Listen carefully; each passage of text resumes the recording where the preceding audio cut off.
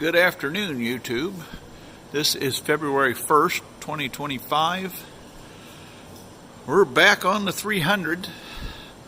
I've been, for the last year and a half, going to give this unit a name. I won't reveal that yet, but I think I've come up with one. If you have any suggestions, let me know. So I'm waiting on a tool for this. This thing is powerful retaining ring. This is the one I took out. I used screwdrivers. I ended up stretching it. I don't even want to reform it back. As you can see, the nightmare. Part number 364436X1. So I need a pair of build pliers to spread that. And that thing is powerful. This goes on here. You can see how much it has to be spread. And it goes all the way back to this slot. This is the retaining ring for the large flat pulley that goes right there. And of course is powered off of everything we have here. So we're going to just wait. I've had some things to do this morning. I had to clean up, organize tools. Got a couple other projects going. My son does, so I had to help him a little bit on that. And we're just helping each other. So, what can I do? I can proceed to work on the tack. I'm going to pull the tack cable apart, make sure that's clean in there for the cylinder speed. Then that gets bolted back down right there. I've got hydraulic lines to fish back in and put in and to get all mounted right in there behind with their rubber behind them because we're done torching in here. Probably going to leave that, but boy, it's been gnawing at me. I would really like to form metal lines, even if they just ended by the carburetor and then went to rubber and the same by the fuel tank. It would just be nice to have that done. I'm going to research that, make sure that they won't rust or whatever. I do run non-ethanol fuel, but you never know if you're out on a job harvesting and you need 5 gallons, that we won't go to the gas station and get some ethanol fuel. So that could be annoying, and if it rusts in there, that could lead to more problems than I want. Don't know. Thoughts and advice in the comments would be welcomed. We got final drives, which I think we're going to tackle into next. I want to get the cab button back up after I get the belts on. That's one of the goals. So to do that, we have to get everything that bolts from here all the way over to here and up there. We also would have a variator arm that we have to get freed up. So there's many directions we can head. I think what I'm going to do is do some disassembly on the unloading mechanism and prepare it for reinstall. And then we'll probably do the variator pulley, because we'll have belts going down to the transmission and the clutch before we get into a final drive. We also have a bearing behind there we have to change on the fan. We're going to do it because it's what, a $3 or $4 bearing, if that. So why not do it? So there's a lot of directions to head, a lot of things to wrap one's mind around. So that brings me to these pieces on the table. We're going to need some donors from our parts combine that's in the boxes now, because when I got this off, found some farmer hackery, which they needed to get done and get going. So evidently this pulley created some problems. It's been all welded, drilled out and welded. It must have split maybe at one time. It's welded around here. Maybe they plugged the auger unloading. I don't know. I've never seen this at all happen, but I know we have a good one in the box. We got this belt tensioner pulley, and we're going to change change the bearings in there. You can hear them, they're dry. These are flanget bearings here. So they're just kind of pressed on. They don't even have keys or lock collars. So we're going to be investigating this. There's where our unload arm hooks on. We're going to make sure we have a good piece of rubber. And we're going to keep working forward. So I think this is what I'm going to tackle today. I want to wait for the right tool for this, so we'll just be patient. Obviously, I wouldn't have needed to buy that if I had the right tool to remove it. So there's where we stand today. Come along and enjoy the adventure. This has really been through some trauma at one time.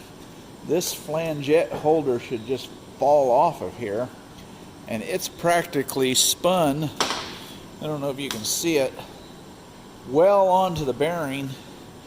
So I'm just trying to bring it back, and I think that's going to be ruined because it shouldn't.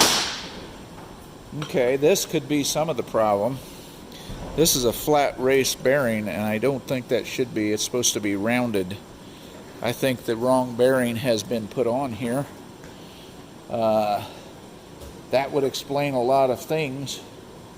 I don't know for sure. We'll have to check out the other piece that we have.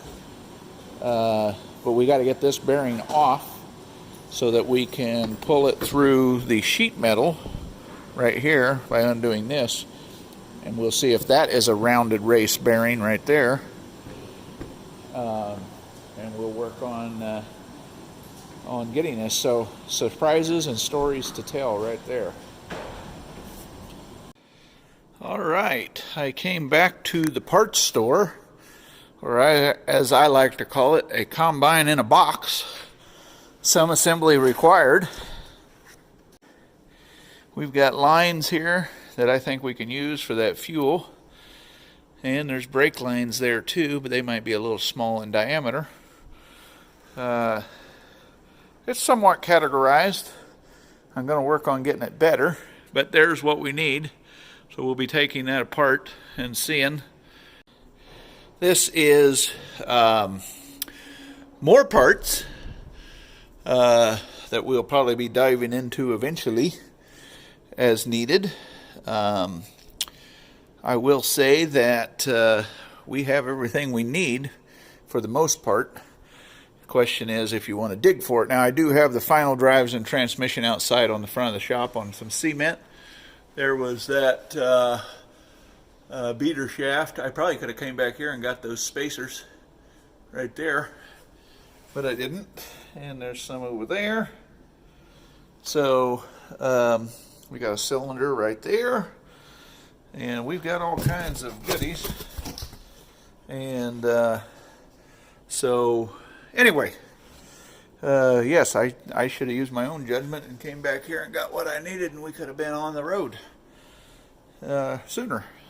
So here's what it is, and we'll keep working. Well, I have to admit I stand corrected. Flat race bearings in both of them. So we'll keep proceeding along. As you can see, the pulley from the donor combine has not been all welded up like that one. So we will be getting rid of that one and going to use this one. We have a complete same assembly here, and we will be cleaning things up and getting them ready for install. My main goal right now is to get rid of the sheet metal part. So if I can get this bearing off, this will come off, and then I can slide the whole assembly out and work on it. So I got to do that twice. There's a snap ring down here. I have to get my snap ring pliers, and then that assembly will go away, and we can work on this one and prepping it for the install. So I'm going to work on that. I haven't decided what I'm going to use. This shaft shows some pitting. Not that it's that critical. There's a machine shelf here. This one, they've obviously been in there pipe wrenching So I would say they have plugged this at one time because they were pipe wrenching. There's no pipe wrench marks on this one. So, yeah. Don't know what I'm going to use. This is a non-critical area, so I can probably buff it down, and we should be good. I've moved over here so I can adjust the height on the table of the forklift. That table is a little bit tall. I'm going to try to get the snap ring off here. Hopefully I can get it off easily. Alright, there we go. That ain't too bad. Want to keep track of this so we can reuse it.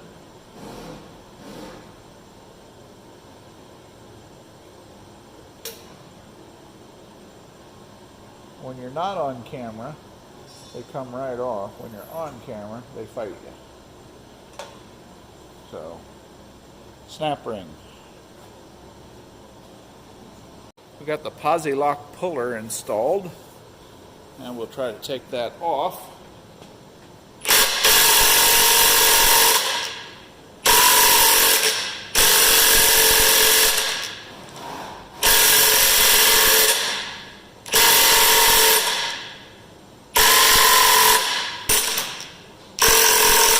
There we go. There we go. Pretty good press fit there. And the impact is acting up. I don't know if the battery is jiggling loose from the connections or what. So there we go. We have that bearing. We should be able to clean it up and get some numbers off of it, hopefully. Another snap ring behind it to retain it. Probably try to remove that. And we can do this here. 3 bolts there. The assembly should come out of the sheet metal and make it easier to handle. These are carriage bolts on the back side, so you don't need a wrench. I'm going to try to spin these off.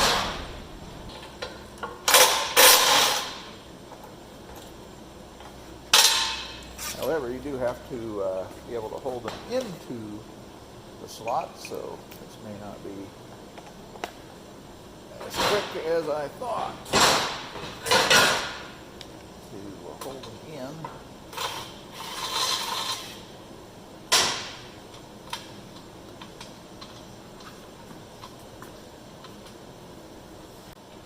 Get your finger right out there and hold them.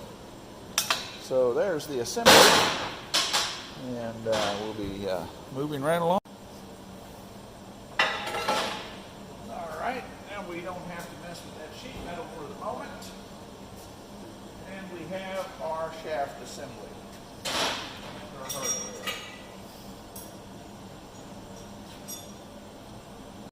Alright, we had a little break there. Now I have to get these set screws, if you will, with retaining bolts loose.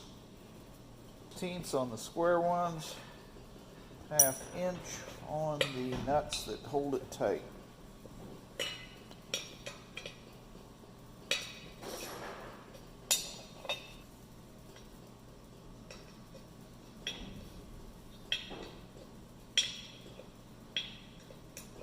And it's going to be interesting to see how this pulley comes off of here. I hope it comes off easy, but I don't know. No way to really pull it, seeing how it's made out of sheet metal.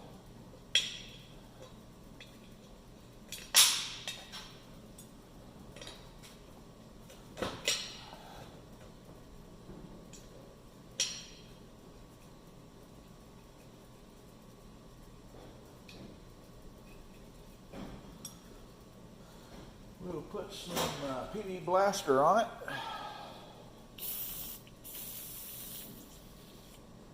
So off camera, I was tearing down the parts donor, and this bearing pulled super hard, and the vibration made this one right here, let me get you in focus here, made this one literally fall off.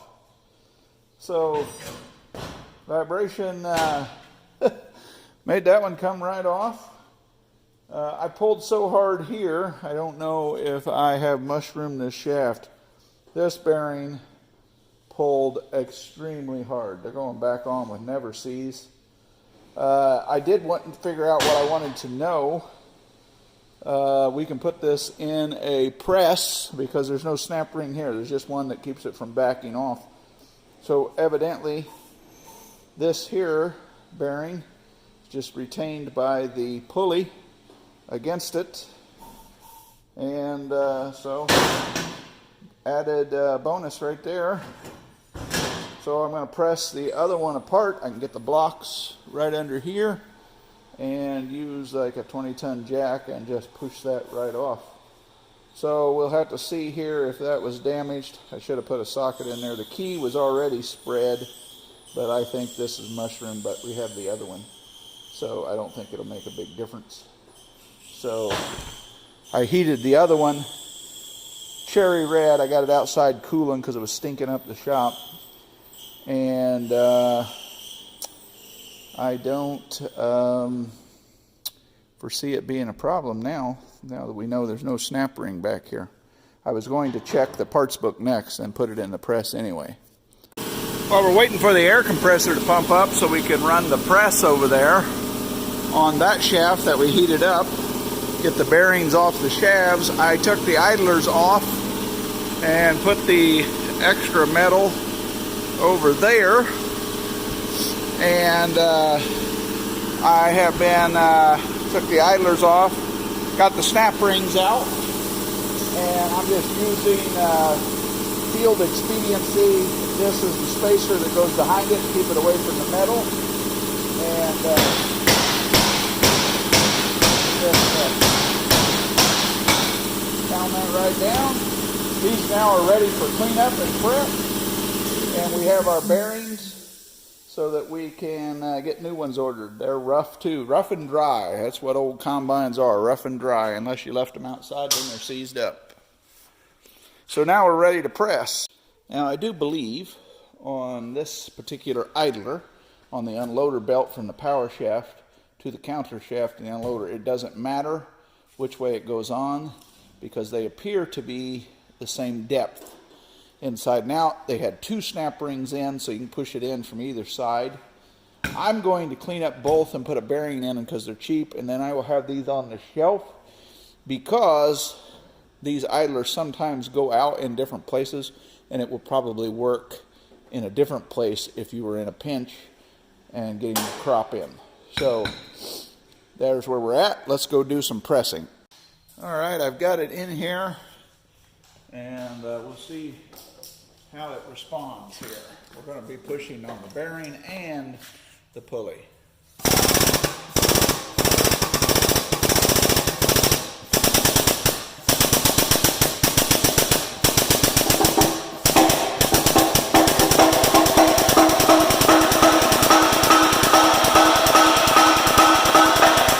All right, we're out of stroke with that, so we'll let off.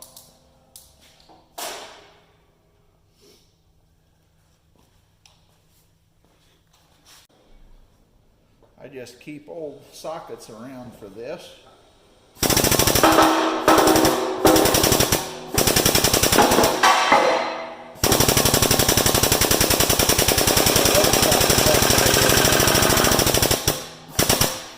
With the key.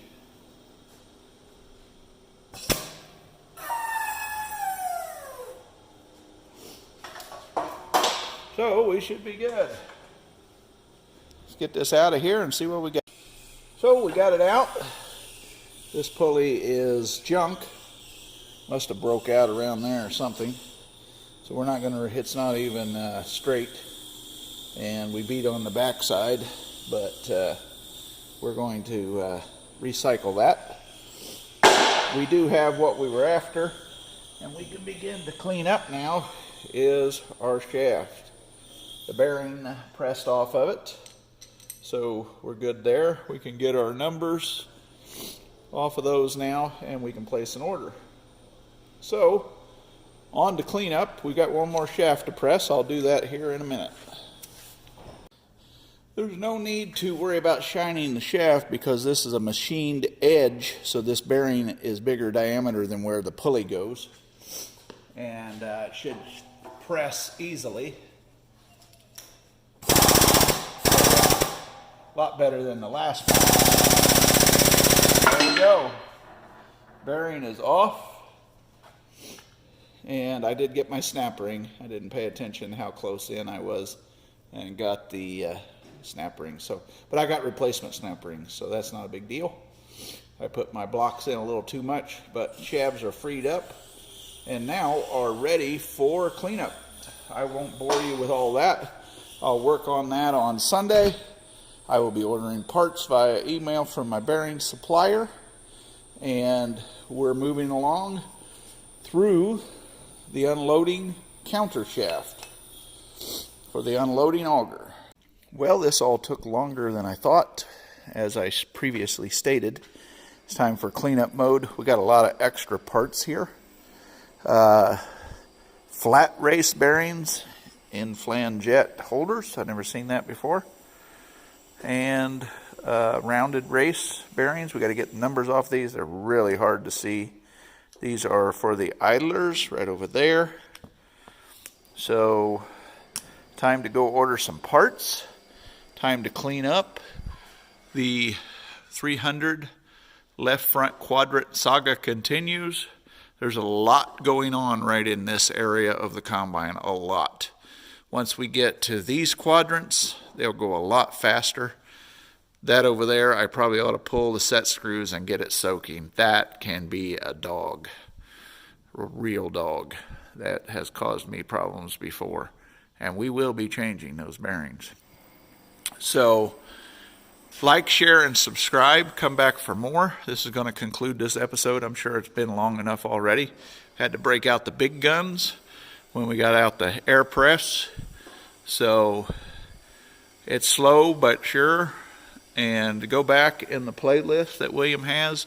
You'll see us dismantling combines. You'll see us working on them. 510s, 300s. And we've got a 540 to get tuned up. We're not going to go through every bearing on it. I think it's in pretty decent shape. But there will be gremlins that show up. So stick around. I know it's a slow go. And we have other commitments of owning our own business. So that will obviously take precedence, but like, share, and subscribe. The 300 continues.